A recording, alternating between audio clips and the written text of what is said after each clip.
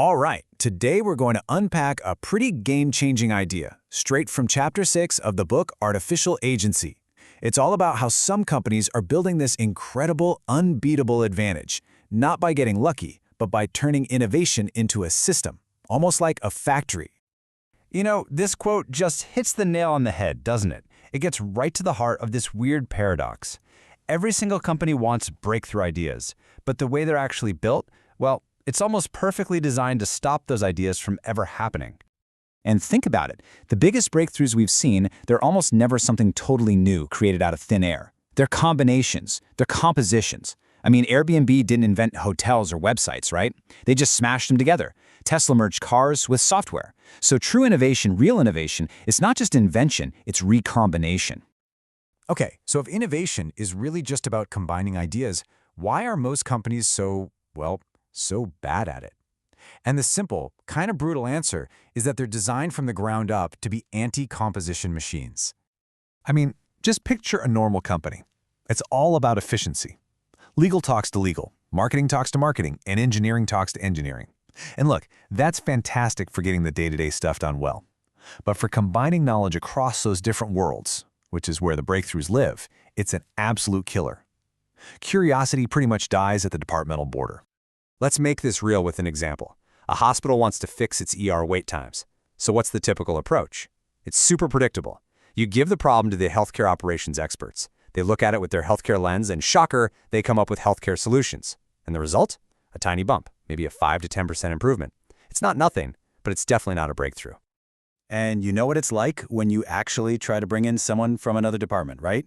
The whole system just seems to fight you. The coordination, the red tape, the budget approvals, trying to find a time to meet, it's a huge pain. So what do most people rationally do? They just give up. They don't bother. They just stay in their lane. But what if you could just flip that switch? What if you could make those connections between different worlds, cheap and fast and just systematic? Well, that is the core idea behind something called the Discovery Engine. And the potential here is just massive. When you make it way cheaper to experiment and you get really good at capturing what you learn, you can generate 20, maybe even 40 times more innovation. It isn't about working harder. It's about completely changing the rules of the game. The math here is actually staggering.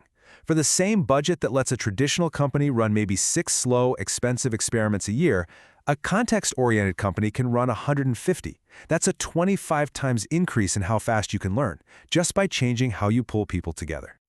So let's go back to our ER problem. How does this new approach work in the real world? Well, instead of just asking healthcare experts, they totally reframe the problem. And this new frame leads them to assemble a team that would never happen in a normal company. You've got your ER doc, sure, but also a Disney Imagineer, a psychologist. This is where the magic really starts to kick in. And the power of a team like this comes from a concept with a cool name, biassociation. All it really means is looking at one problem through a bunch of totally different, even incompatible, lenses at the exact same time. So you're not just seeing an ER as a hospital anymore, you're also seeing it as a line for a theme park ride. The breakthrough isn't in one view or the other, it's in that collision between them. So by mashing up all these different perspectives, the team came up with a solution that wasn't focused on the clock at all. It was focused on the human experience of waiting. They grabbed ideas from psychology, from service design, and, from managing queues at theme parks. And the results, they were absolutely revolutionary. Get this, the actual time people waited only went down by about 15%. But the perceived wait time, how long it felt, plummeted by 40%. Patient anxiety dropped by more than half. Formal complaints went down by 65%. They solved the problem by fixing the feeling of waiting, not just the minutes on the clock. So here's the real takeaway. This isn't just a clever trick to solve one problem. This is a fundamentally different way of competing. It's a way to build an advantage that just keeps compounding and growing over time. Think of it this way. Every company is sitting on a huge possibility space. Just 15 different skill sets in a company creates over 32,000 possible combinations you could explore. And yet, traditional companies, they explore a tiny, tiny fraction of that, less than 0.05%. They just stick to the obvious stuff they already know. But a context-oriented organization, because experimenting is so cheap and fast for them, can systematically go out and explore hundreds of these combinations. That includes all the weird, non-obvious ones.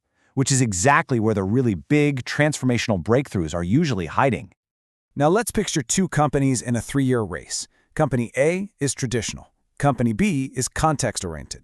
The difference between them isn't a straight line, it's exponential.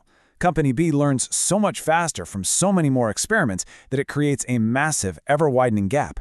It ends up with 8 major breakthroughs, while Company A has 0. And here is the absolute most crucial point. By the time the traditional company even realizes it's falling behind, the gap is already impossible to close. The leader's advantage is locked in. Why? Because its rate of discovery is just in a completely different league. So what this all leads to is a really powerful conclusion. The era of just sitting around waiting for a lucky break, hoping for that one moment of genius, is over. We now have the tools and the framework to make discovery a systematic, engineered, and most importantly, repeatable process. Innovation can finally become a factory, not a lottery ticket. Which really just leaves us with one final question for you to think about. Is your organization designed to connect ideas, or is it designed to keep them apart? Because in the age we're heading into, that ability to create valuable collisions on demand, well, it might be the only competitive advantage that really matters. Thanks for joining this explainer.